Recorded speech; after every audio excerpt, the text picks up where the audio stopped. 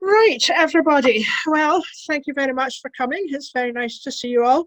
I wanted to ask before I spoke, obviously you're not able to reply to me because you're all on mute, if any of you had seen Bettany Hughes' presentation on Channel 4 on Saturday night. It was about Albania. It's our treasures series, which we going around various countries in the world. If you've not seen it, I'd certainly recommend that you have a look for it and catch up. She did talk about some of the places that I'll be talking about tonight, but she also talked about other places as well. So there's plenty in it of interest. So start with the flag of Albania. Why Albania? I suppose for me, because it's a lesser known country, I like visiting places that people don't normally go to. I'm not for me Benidorm and the like. I first visited in 1987, and that was the first year since the Second World War that visitors were generally allowed to visit. And I could talk most of the night about that visit, but it wasn't particularly archaeological. So I will refer to it, but that's not going to be the main part of my talk. What I will say is that in the 35 years between my visits, the country has changed hugely, much to the benefit of the Albanians. Apart from a very few historic areas, most of the places I visited the second time round had changed beyond all recognition. However, Albania continues to be a lesser known country and probably at the moment is best known for the young asylum seekers crossing the channel in small boats. But it's a beautiful country with an interesting and probably little known history. And that applies to its archaeology as well.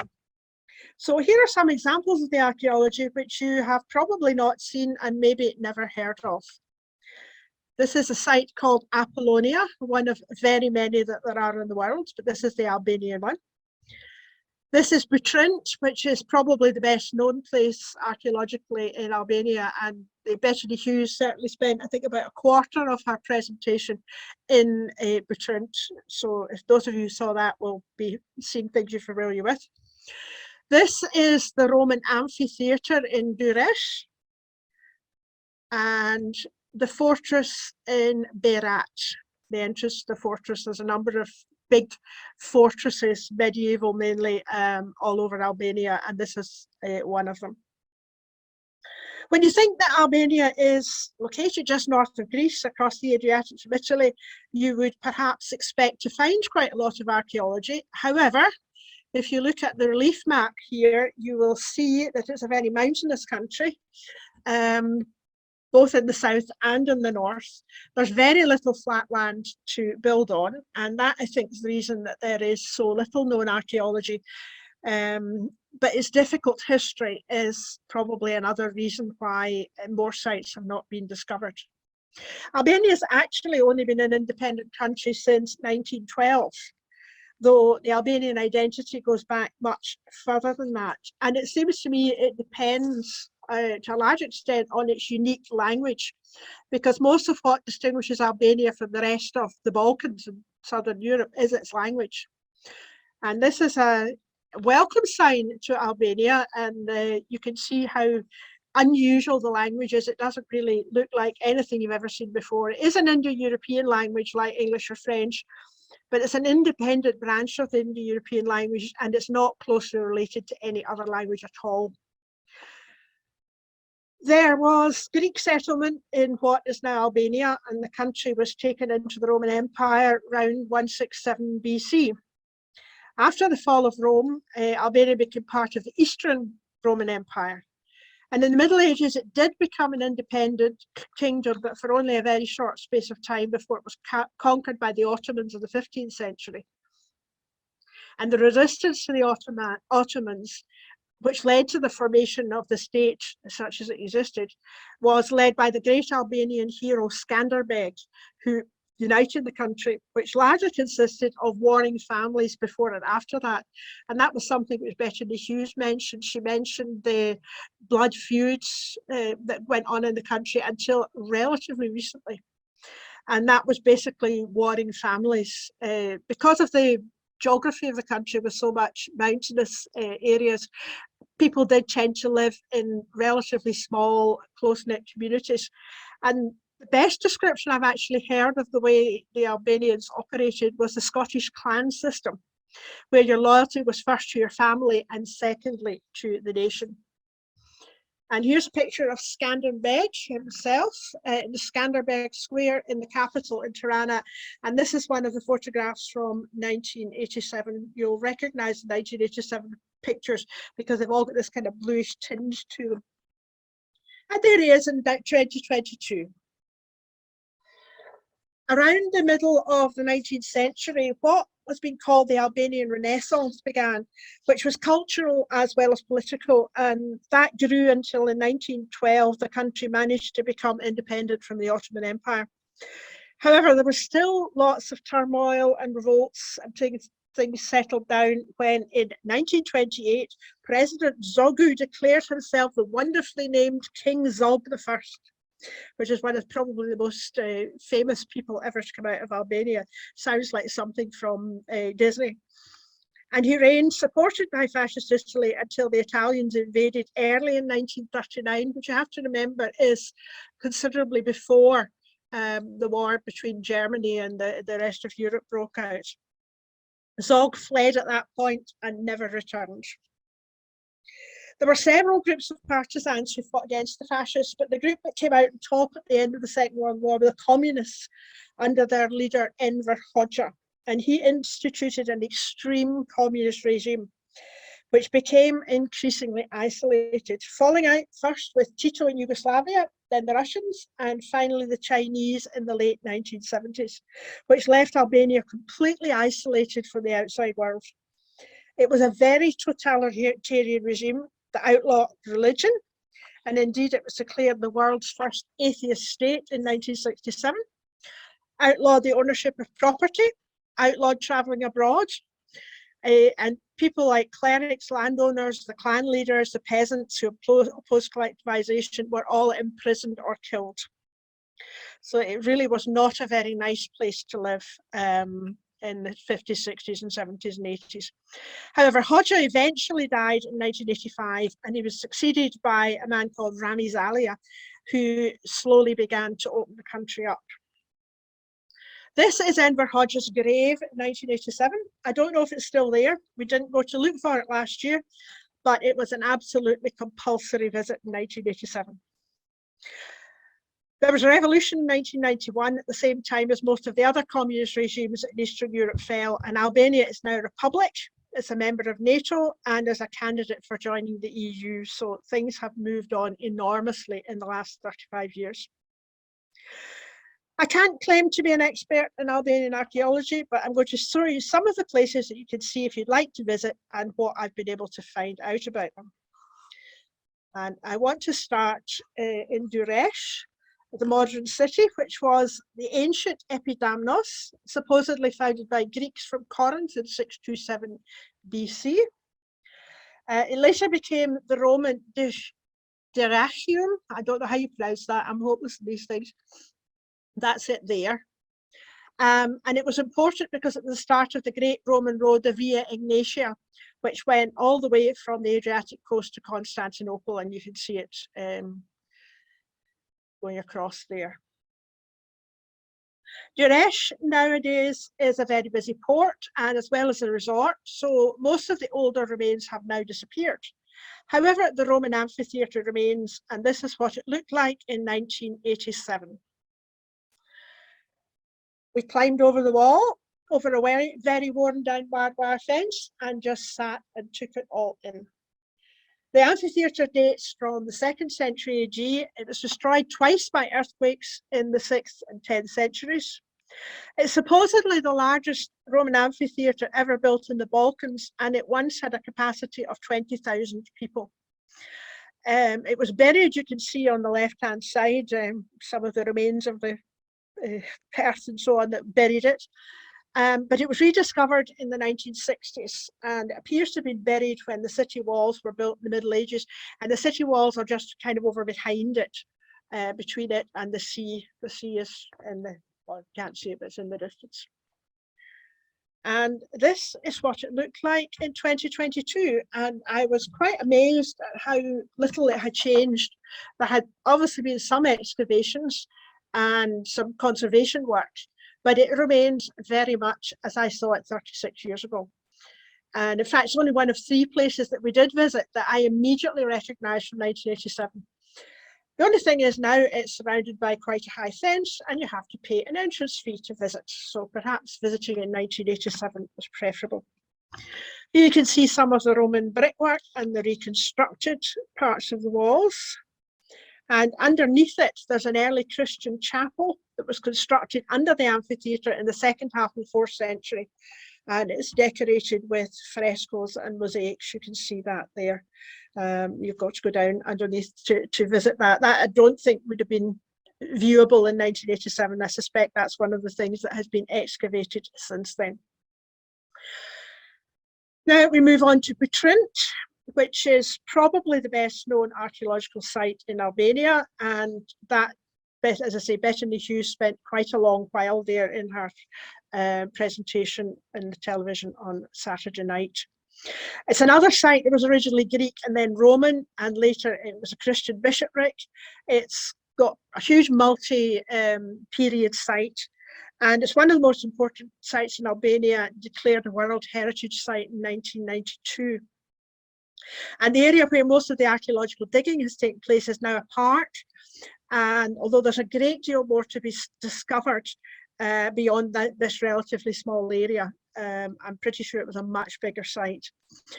The remains which are visible cover a variety of periods, and it shows that the site has been occupied over many centuries. The first excavations took place in 1928 under the Italians, because there was a big Italian influence in Albania. The food, as much as anything else, you get very nice pizza and pasta in Albania. And as Bettany Hughes said, a lot of it was the Italian archaeologists were very much influenced by the fascist regime, and what they were trying to find out was related to the sort of fascist ideology. This is the temple of Asclepius, who was the god of medicine, and it dates from around the 4th century BC. And this shrine is supposedly the main raison d'etre for the early Greek city, which was situated on an island, which you can see in this information board, which very fortunately for us were in English as well as in Albanian. And you can see what it would have looked like. I think Bettany Hughes had a picture very similar to this that she showed. Although it's no longer actually an island, it is surrounded, it is quite wet. It's very close to the Adriatic coast. Corfu is only 3 miles away across the Adriatic, and to the east there's a lake, Lake Butrint.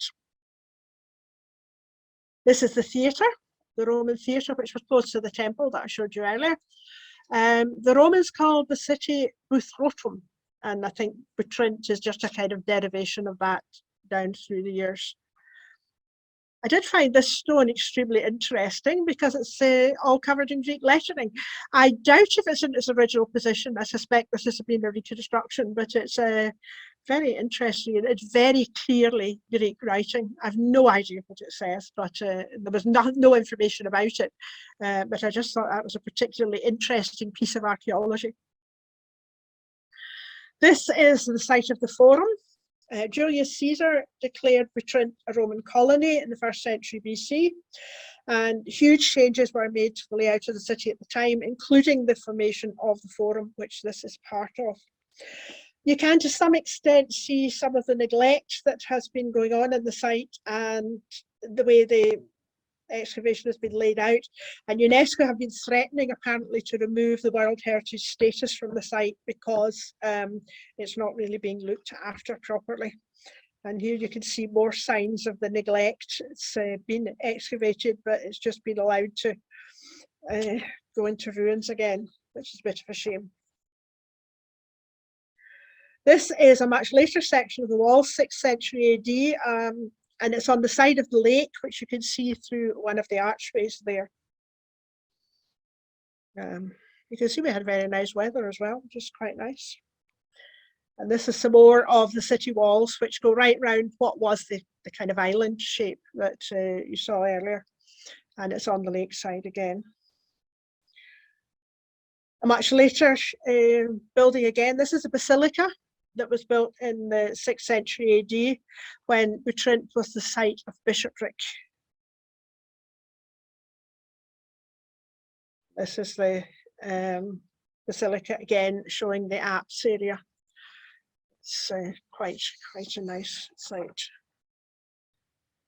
This is the baptistry, which unfortunately has got a beautiful mosaic floor, which you can see in the information board, but they've covered up the mosaic, so it's nothing like as nice as it looks in the pictures on the information board.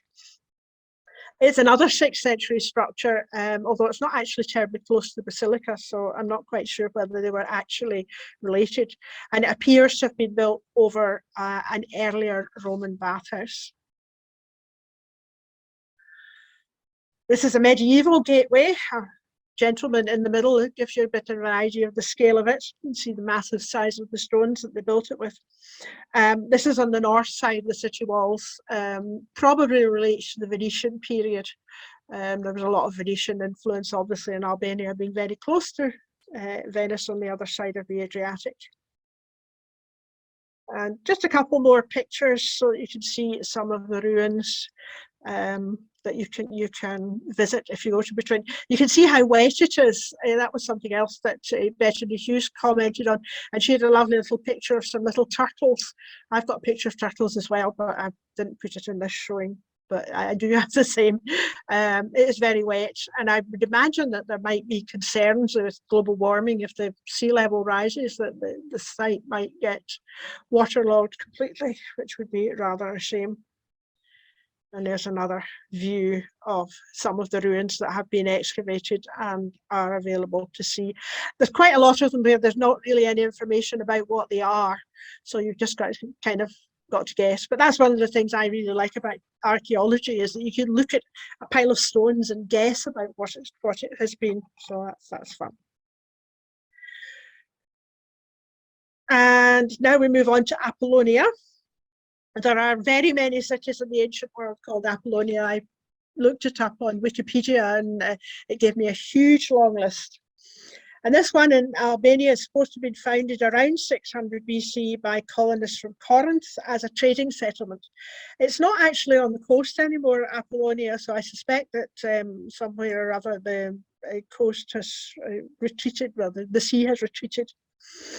It flourished in the Roman period, became an important military staging post for the Roman army, and was another starting point for the Via Egnatia as well as Duresh, which we've seen earlier. Much of the excavation in this site took place in the 1920s and 30s, this time by the French rather than the Italians. Again, the site's much more extensive than what's been made available to view in the parkland. It's just this is where the excavated buildings can be seen. And this picture shows some of the shops that were there in the Roman times. And here we have another theatre, which actually looks quite like the one in Butrint. It's described as an Odeon rather than a full theatre, and it was discovered in 1932. And this is the sanctuary, which is beside the Odeon. You can see that on your right-hand side. And it's supposed to have been related to the theatre, and would at one point would have contained statues of various gods that would have been worshipped. And here we have the library, or so we're told. That looks like quite nice Roman brickwork to me, but some of you will probably know much better than I do. I'm not a huge expert, as I say, in archaeology, certainly not of Albania. And here's a picture. I've very similar pictures to the one I showed you at the beginning of the presentation. And this was the monument to Agonothetes. Well, yes, one of these horrible kind of Greeky Roman names. And this archway was built in the 2nd century BC and functioned as Apollonia's city council meeting building in the Roman period, and that's obviously been reconstructed at some point recently. And just a couple more pictures of the ruins that you can wander through and perhaps appreciate the way that it differs from Butrint in the way in which it's laid out. Again, you can see the wonderful weather we had. It's a rather phallic symbol. I'm not quite sure what that was. it was very much a grassy site, whereas Butrint, there was lots of pathways and you were meant to follow the pathways. This was basically just grass and you just wandered around and looked at the bits and pieces of ruins as you felt like it. Both Butrint and Apollonia were quite well signposted. If you were going to visit, you wouldn't have any difficulty finding them.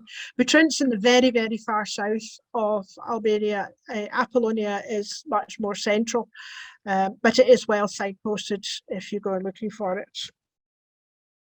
Now going to come to some of the medieval sites, which might be also of interest. And this is another big castle fortress. This is the Rosafat Castle in the far north of Albania, just outside the city of Shkodra.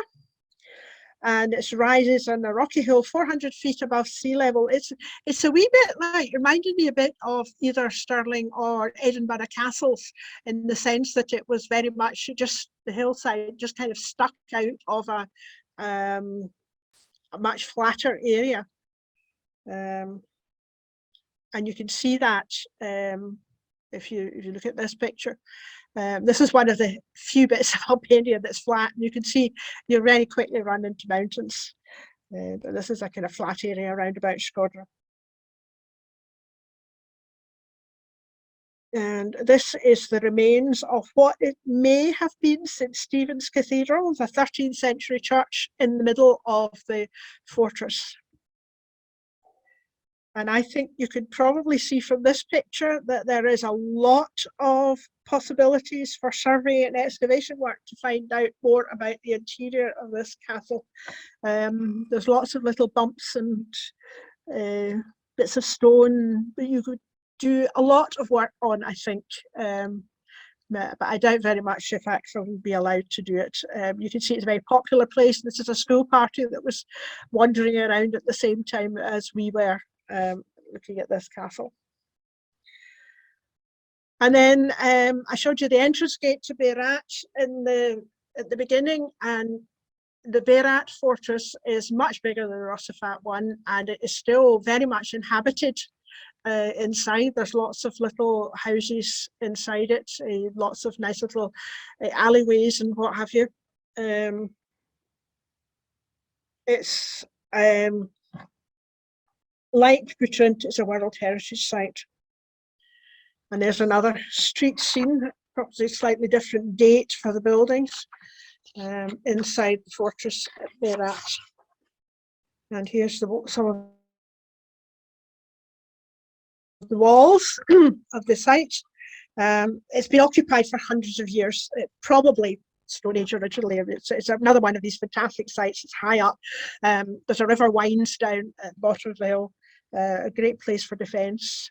And the walls were rebuilt several times, at least in the 5th, 6th and 13th centuries.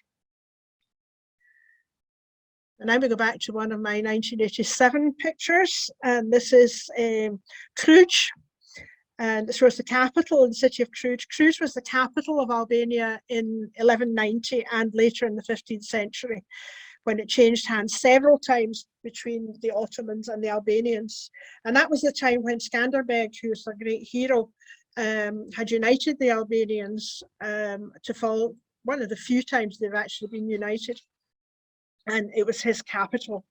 Unfortunately, we didn't have time to visit it this time for various reasons. We went for 10 days thinking that was plenty of time to see the whole of Albania, and we didn't get to Cluj. We didn't get to one of the other places that Bethany Hughes went to, Gjorokastër, which I would very much like to have seen, but it just wasn't possible with the time that we had. And there was one or two other things we would have liked to have done.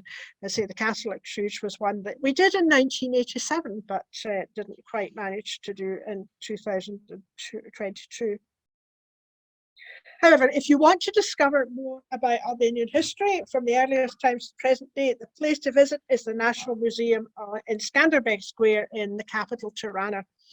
And this is the museum in 1987. You can see the communist-style mosaic in front celebrating Albanian history. We didn't visit it in 1987. I'm not sure why. It may have been shut because that was a frequent excuse that was used in communist countries when they didn't want Westerners to visit for one reason or another. However, in 2022, it was open. However, it was shrouded in scaffolding. You can see some people abseiling down the side. I'm not quite sure what they were doing that for. But the Albanians, fortunately, have the same idea as the Italians. And when they put scaffolding up, they put pictures of what's behind it. So you can actually still see this rather nice, well, a copy of this rather nice mosaic celebrating Albanian history. I would certainly recommend it. It covers all the periods of Albanian history, from prehistory, Stone Age, right through. It's definitely worth a couple of hours of your time. One of the things it does cover quite a lot of is the most recent history of the country, which is the communist regime, which lasted until the 1990s. And one of the places to visit about that, which again Bethany Hughes covered quite extensively in our programme on Saturday night, and this is a place called Boag in the outskirts of Tirana. I suppose you could call it modern archaeology. It's housed a huge complex of underground bunkers, which were built in the orders of Enver Hoxha by the communist regime to protect its leaders from nuclear attacks. However, I suspect that it wasn't just communist leaders like Enver Hoxha that built bunkers to save their governments. I suspect that several Western countries have got these too, but this one has been used nowadays as an art gallery, and also it has reconstructions, and they may not even be reconstructions, the stuff might still be there, of the way that the people were supposed to live if they were actually had to use the bunkers. But they've also used some of the many rooms in it, which is a very extensive complex underground, to show off the information about the regime, about the repression, and there's lots of photographs and descriptions of people's words about the way they were expected to live.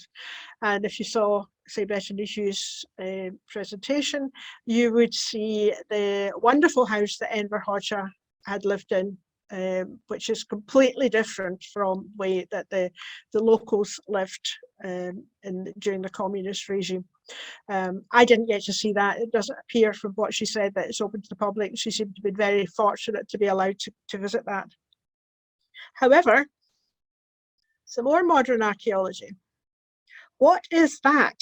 This was one of the things I was actually most anxious to see in 2022 in my return visits. And it's a concrete pillbox, and it's one of the very few survivors from the communist era.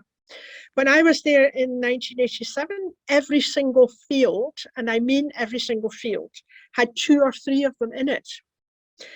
And they were built for defense because the communist regime was absolutely paranoid that anyone and everyone wanted to invade and capture the country.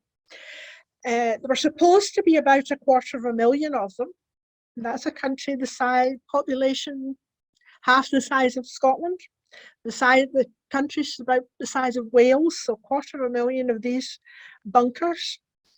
But in fact, they only built 170,000 of them, so they didn't quite make their quota. I don't have any pictures from 1987. I suspect we would have been warned not to photograph them because they were military installations. You were supposed to fire your machine gun out of them at the oncoming troops who were coming to invade you. The 1 or 2 that we did manage to visit in 1987 beside the roads, they were generally filthy, overgrown, and were probably being used by straying animals. Today, they have almost entirely disappeared. Bethany Hughes seemed to find quite a few, but that was the only one we came anywhere near to. We counted 6 in the 10 days we were there, so that's quite a decrease from 170,000. 3 of the 6 were perched on an almost inaccessible cliff edge, which probably counts for why nobody has tried to demolish them, because they were impossible to reach. I don't know what happened to them. I presume they were just knocked down by the locals for whatever they wanted to use the rubble for.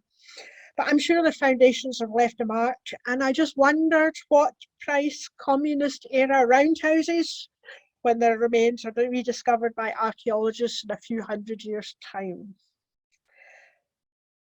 I've already said that Albania was an atheist state in the years after World War II, and as a result, very many churches and mosques were destroyed, which seems to be complete cultural vandalism.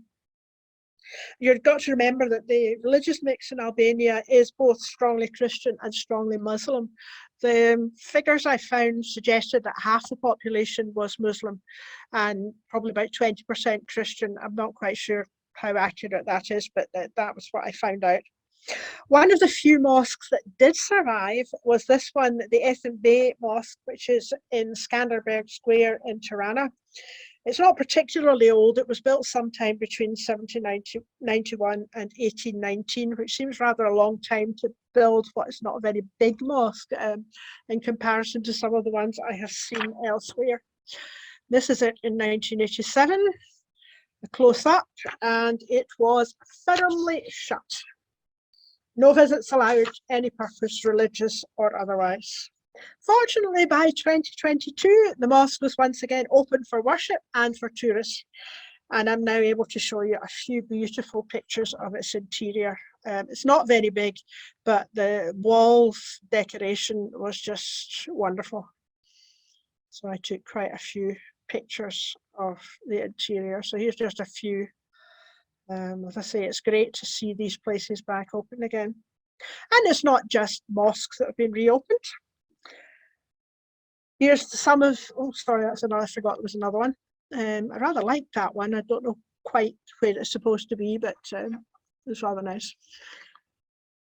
Not just places of worship, mosques that have reopened, but new ones have been built. This is the new mosque in Shkodra in the north, which hopefully will remain there to be admired by visitors for many hundreds of years, just like all ancient buildings get to be. And it's not only mosques that have been reopened. This is a new cathedral. This is the Resurrection of Christ Cathedral in Tirana, which was only opened in 2012. And this is in the ceiling. This is a Christ Pantocrator. And you will see some of the interior painting is still going on. You can see the scaffolding, and they're painting the fresco on the right hand side, and you can see the fresco on the left hand side. The crucifixion scene is only partially completed, so they're still working on it. This, as I say, is built in 2012. And I actually think that this is a fitting place to end the presentation. The exterior of the Resurrection Cathedral. The idea of resurrection is quite a fitting one for a country with such a troubled past, but hopefully a very much brighter future.